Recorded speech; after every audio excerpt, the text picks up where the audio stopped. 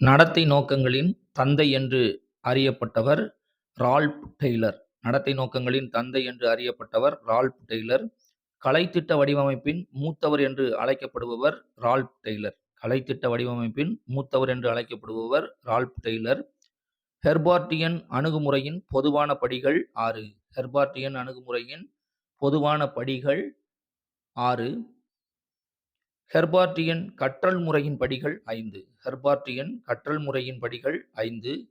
Weinstein மற்றும் பான்டீன் ஆகியோரால் குறிப்பிடப்படும் உளவியல் கலைத்திட்டம் எவ்வாறு அழைக்கப்படுகிறது? கூட்டு கலைத்திட்டம். வெயின்ஸ்டீன் மற்றும் பான்டீன் ஆகியோரால் குறிப்பிடப்படும் உளவியல் கலைத்திட்டம் எவ்வாறு அழைக்கப்படுகிறது? கூட்டு கலைத்திட்டம். குழு அனுபவங்களை ஆராய்வதற்கு பயன்படுவது கார்ல் ரோஜர்ஸ் மாதிரி.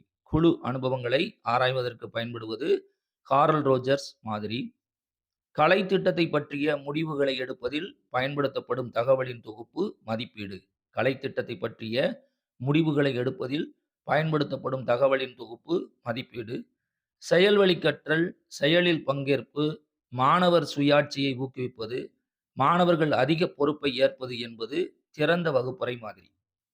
செயல்வழி கற்றல், செயலில் பங்கேற்பு, மாணவர் சுயாட்சியை ஊக்குவிப்பது, மாணவர்கள் அதிக பொறுப்பை ஏற்பது என்பது திறந்த வகுப்பறை மாதிரி.